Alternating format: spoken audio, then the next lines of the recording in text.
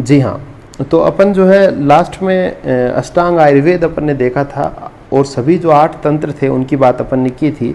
और अपन ने कहा था कि रसायन और वाजीगण जो है काफ़ी इंपॉर्टेंट होते हैं। और वाजीगण में अपन ने 4 प्रकार के शुक्र देखे थे, अल्प, दुष्ट, क्षीण शुक्र और विशुष्क शुक्र। ठीक है, तो इस प्रकार से देखे थे। इसके बाद अपन आगे चलते हैं। इसके बाद जो 22वें नंबर का श्लोक है वो महत्वपूर्ण रहता है। ठीक है, तो इसमें क्या है कि जो खल्व आयुर्वेद प्रयोजनम, इसमें अपन क्या पढ़ते हैं, आयुर्वेद के प्रयोजन,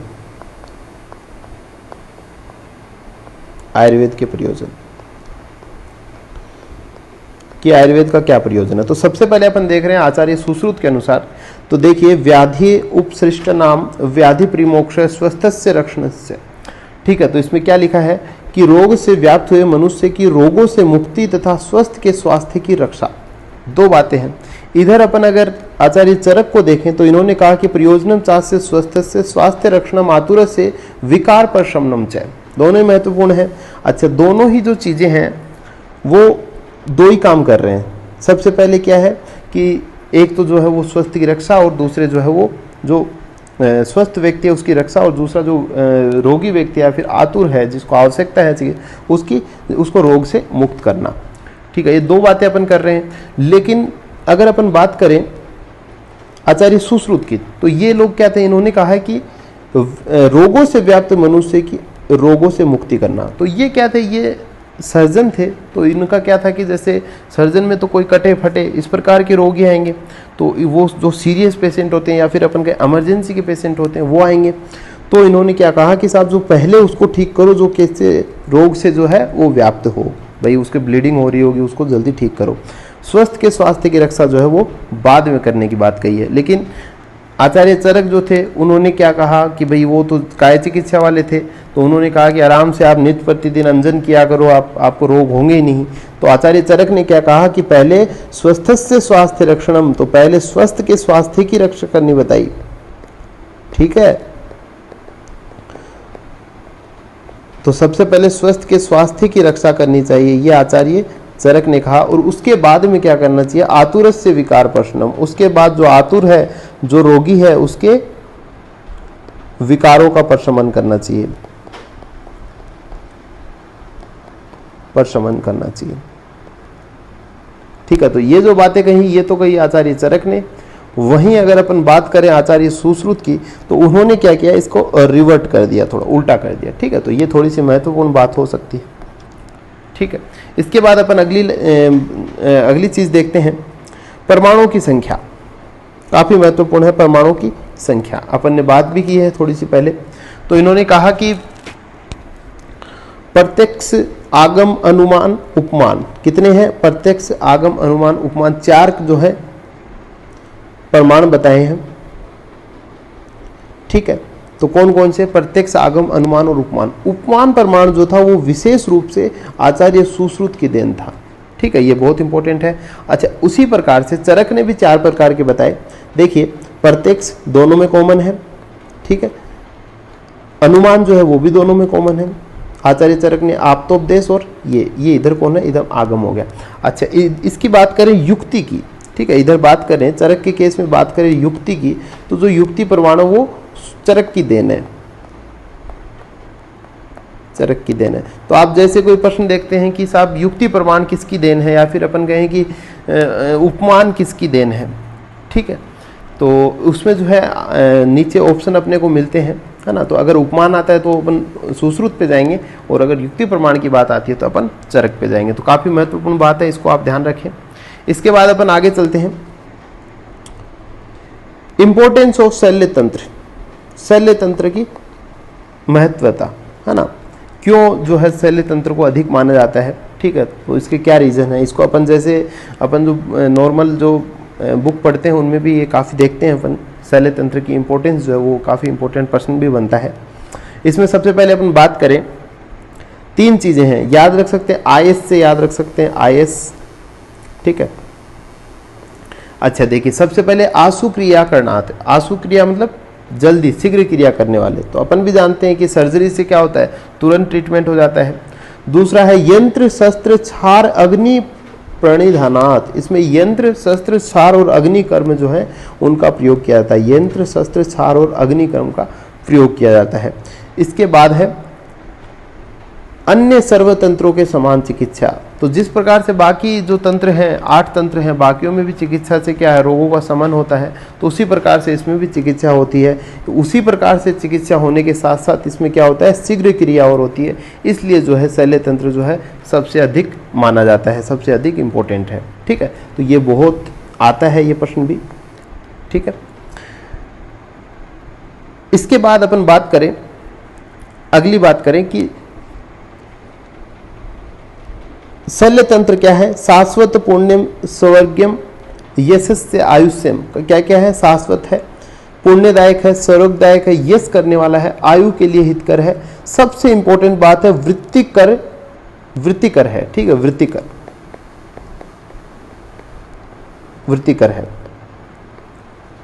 किसने बताया ये? आचार्य सुश्रुत ने कहा है कि ये क्या है, वृत्तिकर है। वृत्तिकर का मतलब होता है इससे जो है पेमेंट लेना मान सकते हो, या फिर अपन कहें कि ये क्या है, जीविको उपयोगी है। ठीक है, तो ये आचार्य सुश्रुत ने कहा कि जो चिकित्सा है ना, ये क्या है, जीविका चलाने के लिए है, जीविको उपयोगी है। लेकिन अगर बात करें आचार्य चरक की, तो चरक ने जो है इस चीज को जीविको उपयोगी नहीं माना, निंदनीय माना है। अगर आप चिकित्सा के लिए धन की अपेक्षा से चिकित्सा करते हो तो ये इसको निंदनीय माना है। तो इन आचार्य चरक ने जो है वो चिकित्सा को जीविको उपयोगी नहीं माना है, जीविको उपयोगी नहीं माना है। किसने? आचार्य चरक ने। तो ये थोड़ा सा इंपॉर्टेंट यहाँ पे हो सकता है, प्रश्न वृत्तिकर नाम से आएगा कि वृत्तिकर किसने माना है। ठीक है, या फिर ऐसे भी लिख सकते हैं जो चिकित्सा है उसके लिए वृत्तिकृत्यति शब्द किसने प्रयोग में लिया है, तो वो आचार्य सुश्रुत ने, या फिर सुश्रुत संहिता में। तो ये काफी महत्वपूर्ण हो जाता है। इसके बाद अपन बात करते हैं आयुर्वेद अवतरण की। ठीक है, आयुर्वेद अवतरण की तो पहले भी अपन थोड़ी सी बातें कर चुके हैं, अभी फिर से अपन देखते हैं थोड़ा कि अपन ने कहा था कि याद रखने के लिए अपन याद रख सकते हैं BDAI। ठीक है, बड़ाई, इसमें ब्रह्मा जो है वो स्मरण करते हैं। ठीक है, डी से कौन हो जाता है, दक्ष प्रजापति। ठीक है, ए से कौन हो जाता है, अश्विनो, और आई से हो जाते हैं इंद्र। यहां तक जो है आयुर्वेद अवतरण जो है वो कॉमन ही है ना, कोई विशेष नहीं है। इसके बाद जो है अपन ने कहा था कि 2 प्रकार के संप्रदाय बन जाते हैं, एक तो बनता है आत्रेय संप्रदाय और एक बनता है धन्वंतरी संप्रदाय। ठीक है, 2 प्रकार के संप्रदाय जो है यहाँ पे बनते हैं। आत्रेय संप्रदाय में होता क्या है, जो भारद्वाज ऋषि हैं वो आते हैं इंद्र से ज्ञान लेने आगे। इसके बाद अच्छा, इधर धन्वंतरी संप्रदाय में धन्वंतरी आते हैं। आत्रेय संप्रदाय के आत्रेय पुनर्वसु के 6 शिष्य होते हैं। अच्छा, इधर जो है इसके 7 शिष्य होते हैं। इनको याद रखने के लिए, 6 शिष्यों को याद रखने के लिए अपन ने कहा था कि अपराजित है भेलछार, इस प्रकार याद रख सकते हैं 6 शिष्य भेलछार। और इधर अपन ने कहा कि साहब इनको याद रखने के लिए उप्स के वीजी अपन याद रख सकते हैं, उनको अगर अपन पढ़ेंगे तो हो जाएगा। ठीक है, इसके बाद अपन ने कहा कि इधर जो है अग्निवेश हुए, एक शिष्य हुए अग्निवेश, और उन्होंने क्या किया, अग्निवेश तंत्र की रचना की। ठीक है, अग्निवेश तंत्र की रचना की। उसी प्रकार इधर शिष्य कौन हुए, आचार्य सुश्रुत हुए, जिनको वृद्ध सुश्रुत भी कहते हैं। इन्होंने सुश्रुत संहिता की रचना की। ठीक है, इन्होंने सुश्रुत संहिता की बातें की। अब जो है ये जो अगर आचार्य सुश्रुत के अनुसार देखें या फिर सुश्रुत संहिता में अगर देखें तो इसमें जो है ये धन्वंतरी संप्रदाय से आयुर्वेद का अवतरण हुआ, और ये जो है काय चिकित्सा की प्रधानता से देखें तो आत्रेय संप्रदाय के हिसाब से आयुर्वेद का अवतरण हुआ। तो देखिएगा, तो इंद्र से जो है धन्वंतरी ने लिया। ठीक है जी हाँ, तो इतना ही है इसमें। इसके बाद जो है अपन आगे चलते हैं। अपन ने थोड़ी देर पहले अपन ने पढ़ा था कि जो पिछले कुछ पहले जो अपन ने पढ़ा उसमें था कि काशीराज दिवोदास किसको कहा था, धन्वंतरी को कहा था, है ना। काशीराज दिवोदास धन्वंतरी को कहा था। इसके अलावा और क्या कहा है, आयुर्वेद के आदि देव द अहम ई धन्वंतरी आदि देव, ठीक है। तो इन्होंने क्या कहा कि काशीराज दिवोदास किसको कहा, धन्वंतरी को कहा। इसके अलावा धन्वंतरी के लिए कौन से शब्द यूज में हुए हैं, आदि देव, आयुर्वेद के आदि देव कह सकते हैं अपन, ठीक है। तो ये किसके लिए शब्द यूज हुआ, धन्वंतरी को कहते हैं। तो प्रश्न यहाँ से आता है कि आयुर्वेद के आदि देव किसे कहा जाता है, तो उसका आंसर क्या होगा, धन्वंतरी होगा, ठीक है। इसके बाद इसमें देखिए, देवताओं की वृद्धावस्था, रोग तथा मृत्यु को नष्ट करने वाले आदि देव मैं धन्वंतरी आयुर्वेद के अन्य अंगों के साथ शल्य तंत्र का उपदेश करने के लिए फिर से इस पृथ्वी पर अवतरित हुआ हूँ, ठीक है। तो ये बात हो गई, ठीक है। तो यहाँ पे इंपॉर्टेंट यही है कि आदिदेव धन्वंतरी को कहा है। इससे पहले अपन ने कहा था कि काशीराज दिवोदास भी किसको कहा है, धन्वंतरी को कहा है, ठीक है। इसके बाद देखिए पुरुष की परिभाषा, ठीक है, काफी महत्वपूर्ण बिंदु है पुरुष की परिभाषा। इसमें देखिए सबसे पहले अपन बात करें, अस्मिन् शास्त्रे पंच महाभूत शरीर समवाय पुरुष इत्ते उच्यते, ठीक है, इति उच्यते। दो प्रकार है, अगर इति उच्यते आ रहा है तो ये किसका श्लोक है, ये सूत्र स्थान का श्लोक है, ठीक है। लेकिन देखिए यहां पे अगर क्या लिख दिया जाए, इति आ जाए, तो ये कहां जाएगा, ये सुश्रुत शारीर स्थान का हो जाएगा, ठीक है। कहां का हो जाएगा, सुश्रुत शारीर स्थान का। तो थोड़ी सी तो ये बात इसमें महत्वपूर्ण है। इसके बाद जो है आगे अपन देखें कि लोको ही द्विविध स्थावरो जांगमस्य, कि साहब लोक कितने प्रकार के होते हैं, दो प्रकार के होते हैं लोक, स्थावर और जांगम। स्थावर और जंगम करके दो प्रकार के लोक होते हैं। इनको थोड़ा आप बाद में अपन फिर से पढ़ेंगे, देखिएगा अभी इसी अध्याय में। स्थावर और जांगम करके दो प्रकार के लोक होते हैं, द्विविधात्मक आग्नेय और सौम्य। तो ये इन्होंने कहा कि स्थावर जांगम भी होते हैं। इसके अलावा फिर से दो प्रकार के होते हैं, आग्नेय और सौम्य भी, इनको लोक को अपन कह सकते हैं, आग्नेय और सौम्य, ठीक है। इनकी पूरी अपन लिस्ट बना देंगे अभी। अच्छा, इसके बाद इन्होंने कहा कि दो प्रकार के भी हो सकते हैं या फिर 5 प्रकार के भी हो सकते हैं। तो 5 प्रकार के कौन से हो जाएंगे, पंचात्मको वा, कौन से, भूयस्वात् पंचात्मको वा। तो 5 प्रकार के भी हो सकते हैं, लेकिन जनरली जो है 2 प्रकार के माने जाएंगे। अगर ऑप्शन में 2 भी आ रहा है और 5 भी आ रहा है तो लोक को आपको कितने प्रकार का मानना है, 2 प्रकार का ही मानना है, ठीक है। इसके बाद देखिए, इसके बाद इन्होंने कहा कि तत्र चतुर्विधो भूतग्राम, 4 प्रकार के इन्होंने क्या माने हैं, भूतग्राम माने हैं। कौन कौन से, स्वेदज, ठीक है, जरायुज, अंडज और ओदभिज। तो 4 प्रकार के भूतग्राम माने कौन से, स्वेदज, जरायुज, अंडज और ओदभिज, ठीक है। इस प्रकार से इन्होंने क्या है, 4 प्रकार के जो है इन्होंने भूतग्राम माने हैं, ठीक है। तो इसमें क्या कहा है, तत्र पुरुष प्रधानम, इनमें क्या होता है, पुरुष जो है वो क्या होता है, प्रधान होता है। तो पुरुष के कौन होता है, पुरुष हो गया, कौन हो गया, जरायुज होता है। तो ये कौन हो गया, जरायुज में कौन आता है, पुरुष आता है। अगर मान लो ऑप्शन में पुरुष नहीं है, 4 आ गया, स्वेदज आ गया, ठीक है, अंडज आ गया, जरायुज आ गया और ओदभिज आ गया, ओदभिद आ गया, ओदभिद आ गया। तो 4 ऑप्शन आ गए, ठीक है, कि इनमें सबसे प्रधान कौन है। तो देखिएगा स्वेदज कौन से होते हैं, जो पसीने से उत्पन्न होते हैं, तो कृमि वगैरह होंगे, ठीक है, जो कृमि वगैरह होते हैं वो। अंडज कौन हो, जो अंडे से आते हैं। अच्छा, जरायुज कौन होता है, जो प्लासेंटल होते हैं या फिर जो एमनियोटिक फ्लूइड जिनमें होता है ना, तो वो कौन हो गए, वो जरायुज हो गए। ये हो गया ओदभिज, जो पृथ्वी को फाड़ के निकल जाए, मेंढक वगैरह हुए, है ना, इनकी बात हुई। अच्छा, इन्होंने क्या कहा कि लोग जो है 2 प्रकार से हो सकता है, स्थावर और जांगम।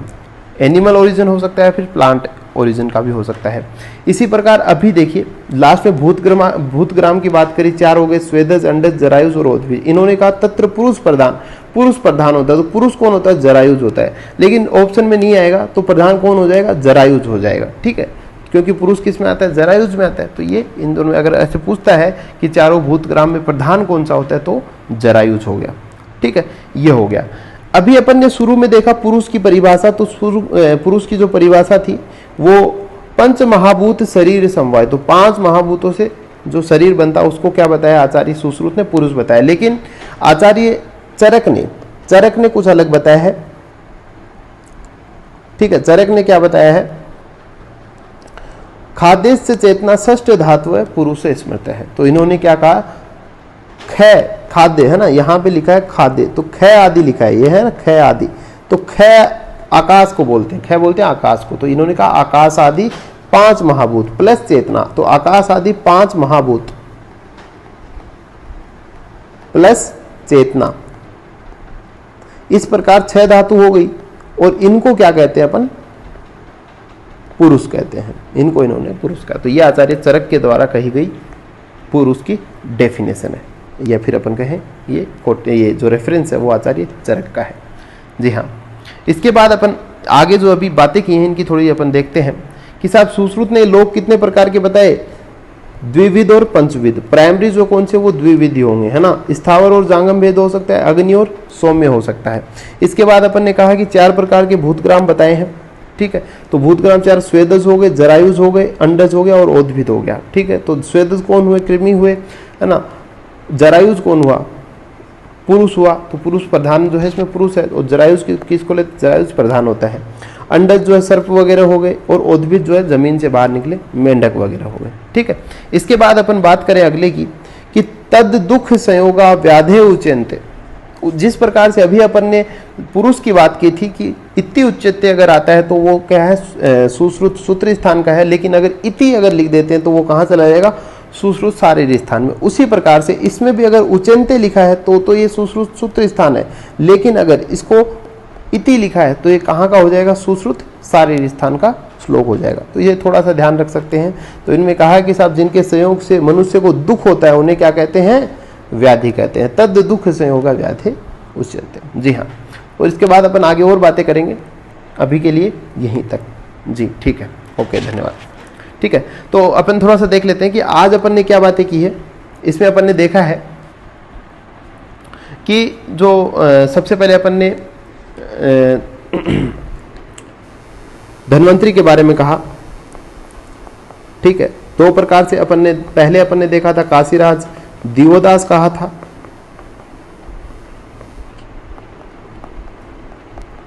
ठीक है, इसके बाद अपन ने धन्वंतरी के लिए आदि देव या फिर आयुर्वेद का आदि देव भी अपन ने धन्वंतरी को कहा है। इसके बाद अपन ने परमाणु की संख्या की बात की। ठीक है, परमाणु की बात की, और अपन ने कहा कि जो आचार्य सुश्रुत की अगर अपन बात करें तो उनका जो कौन सा प्रमाण जो है उनकी देन है वो है उपमान प्रमाण। और आचार्य चरक की अगर बात करें अपन तो उनका कौन सा हो गया, उनका हो गया युक्ति। ठीक है, युक्ति हो गया। इसके बाद अपन ने और आगे बात की कि जो भूतग्राम और ये सुश्रुत जो है लोक आदि की अपन ने बात की। इसके साथ साथ अपन ने किस चीज़ की बात की कि पुरुष की जो परिभाषा है उनकी भी अपन ने बातें की। ठीक है, कि पुरुष की कौन कौन सी परिभाषाएं हैं, कि आचार्य चरक ने क्या बताया, आचार्य सुश्रुत ने क्या बताया। इसके अलावा अपन ने बात की आयुर्वेद अवतरण की बात की। ठीक है, आयुर्वेद अवतरण की बातें की। ठीक है, तो और अपन जो है थोड़ा और पार्ट बचा है वो अभी एक और वीडियो में जो है वो अपना कंप्लीट हो जाएगा। जी धन्यवाद।